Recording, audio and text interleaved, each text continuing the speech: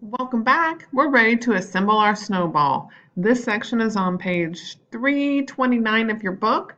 Refer to the pictures, guys. Open your book and look at the pictures. The first thing that you need to do is make sure you have copied all of these things just by going to Select, All, and then Edit, Copy.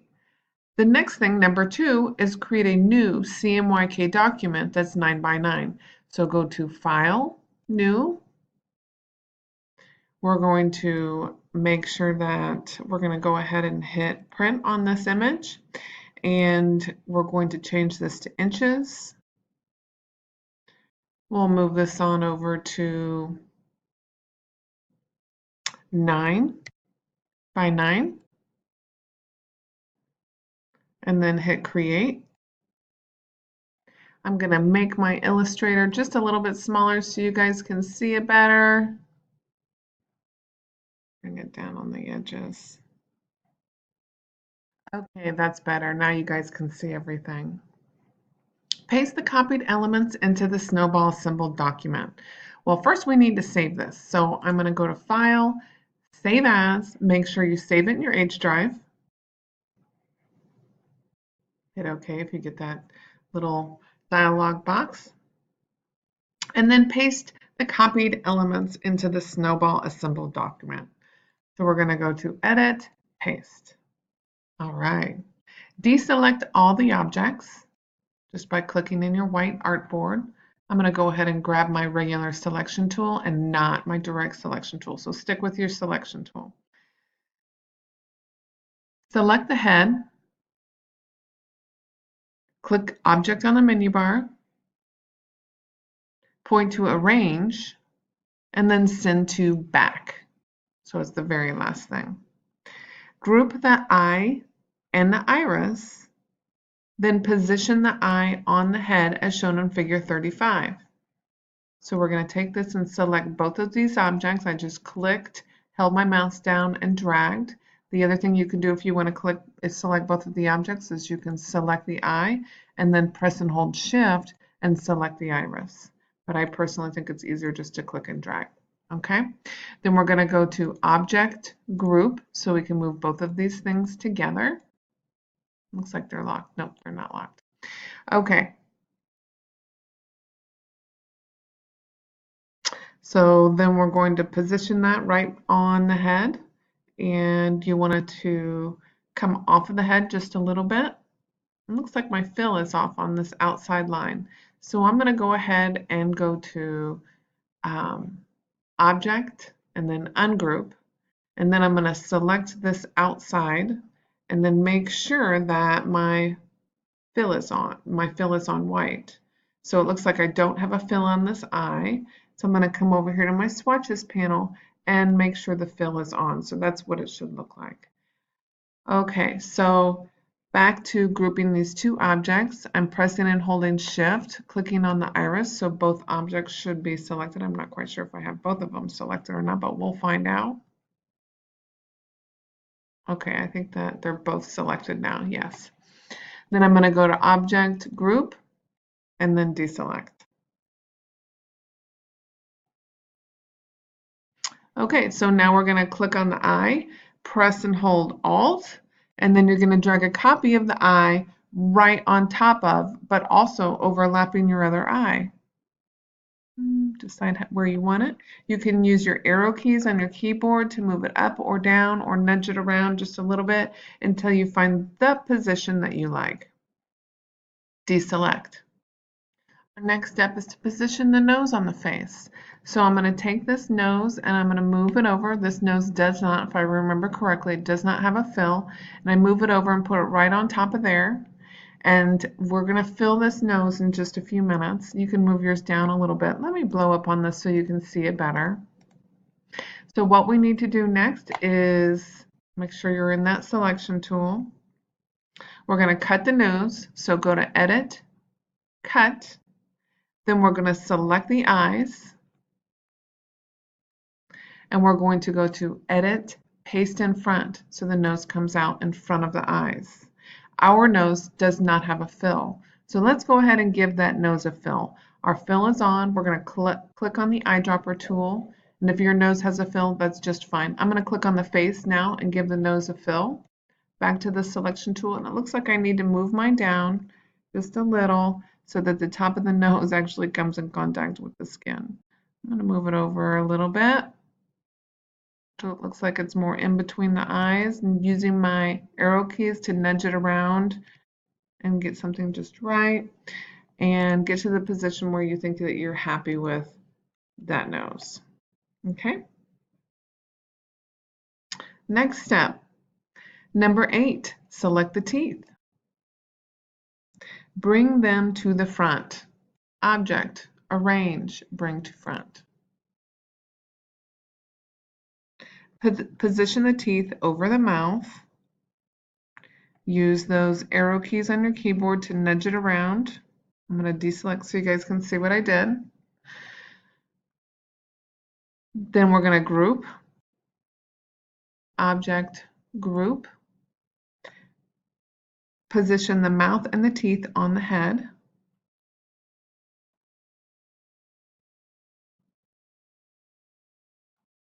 Okay. Then we're going to take the eyebrow. Take that eyebrow and then move it over right here. And it looks like it's showing on top of the head. So we're ready to deselect, and that's what you should have right here. Number 11 of your book on page 329, it says finish assembling the illustration using figure 39 as a guide, and then save your work. So I'm going to zoom out so you guys can see this a little bit better. So you're going to have to do a lot of arranging, figuring out where you want this or where you want that, and the order that you put everything together is totally up to you. I think the next thing I'm going to do is I'm going to worry about the snowball guy's hat, and I'm going to start to assemble that hat. Sometimes you're going to have to bring things forward, sometimes you're going to have to bring things back, but let's just kind of see how things go here. Yeah, this object needs to be in front of this object. So let's go ahead and select the hat band. You see the difference, how that doesn't look quite right? So I'm going to select that hat band, and I'm going to go to Object, Arrange, Bring to Front. Okay, so let's go ahead and put the shirt on. The shirt needs to be behind the head and the hat band. So let's go to Object, Arrange, Send to Back. Let's put his arms on.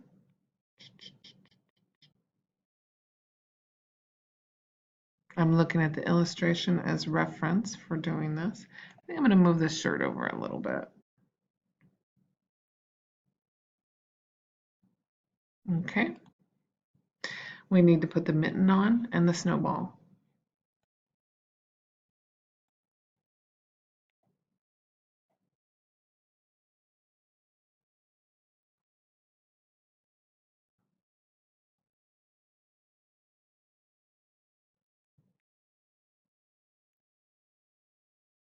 Okay, I think this object may be locked on my artboard. Nope, it's moving. Okay, so I'm going to move it over. It looks like it overlaps the face a little bit as I look at the illustration. And once again, I can see that there's no fill on this object. So here's my fill. I know it needs to be white. I'm going to go ahead and fill it with white. The next thing is that the mitten needs to be in front. So now I'm going to select the mitten. I'm going to go to Object, Arrange, Bring to Front. And then that means that the sleeve needs to be in front of the mitten.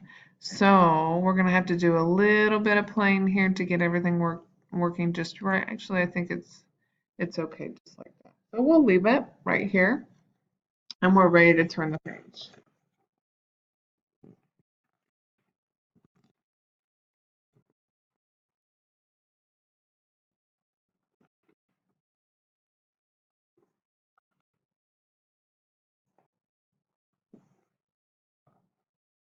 We're on page 333 of your book. So let's blow up a little bit. We'll use that magnifying eyeglass, and we need to go over to our eyebrow, nose, and mouth. So we're going to zoom in on the eyebrow, nose, and mouth. I'm using my selection tool, and we're going to select the eyebrow, and then we also need to select the nose and mouth. Press and hold Shift on your keyboard, and then select your nose and your mouth. Okay? Click Select on the menu bar, and then Inverse. So now we have everything but those things selected. Hide the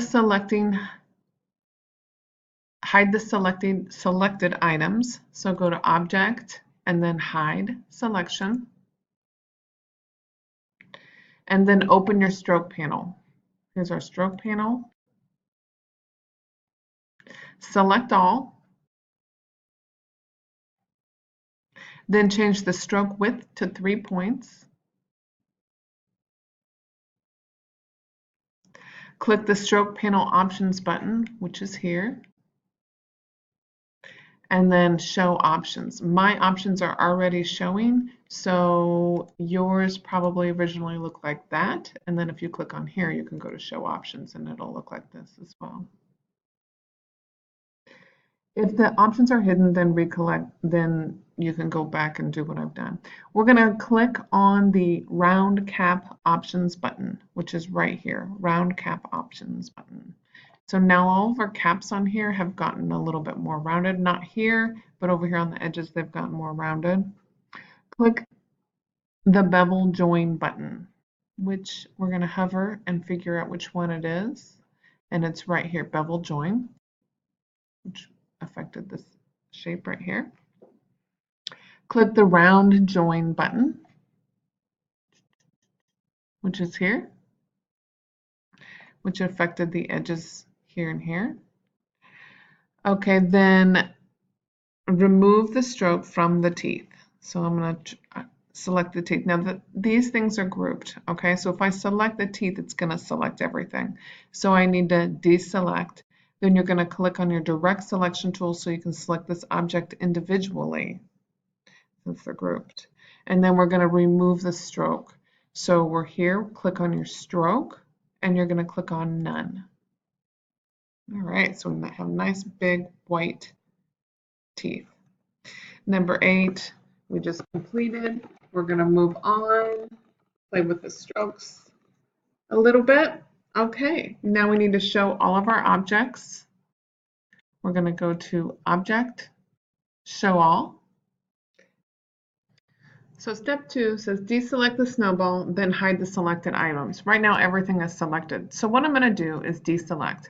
Then I'm going to click on the snowball. We're going to do just what we did before when we were playing with these objects. And we're going to go to Select, Inverse. So now everything but the snowball is selected. All right, so hide everything. So Object, Hide, Selection. Select the snowball. Then change the stroke weight to 4 points. Click the dashed line checkbox on the stroke panel.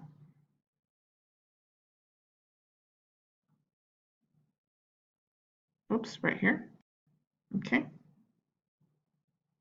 Experiment with the different dash and gap sizes. So you can play with the different sizes here. Toggle between the butt and round caps. Enter 1 point for dashes.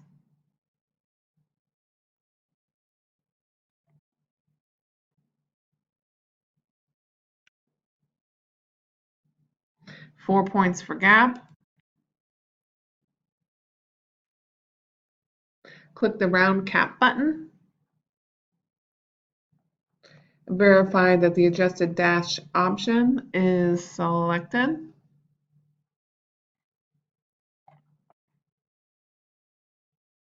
I'm not sure where that is, and maybe that means right here. But it should look like this. Your project should look like this. Show all the objects that are currently hidden.